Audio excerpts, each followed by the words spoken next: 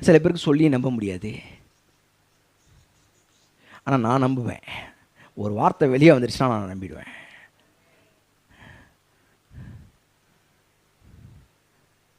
நான் நம்புவேன்.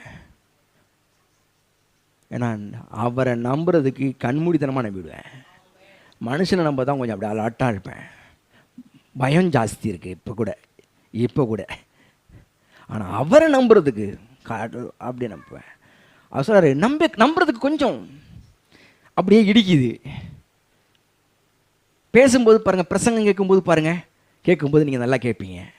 ஆனால் நீங்கள் இதே நான் பேசுகிற அத்தனை சுச்சுவேஷனோட நீங்கள் போய் உங்கள் வாழ்க்கையை போய் பார்க்கும்போது எப்படி நடக்கும்? பிரசங்கம் ஓகே தான், ஆனால் இப்போ இல்லையே. வருதா இல்லையா உங்களுக்கு? உங்கள் மனதில் வருமா வராதா?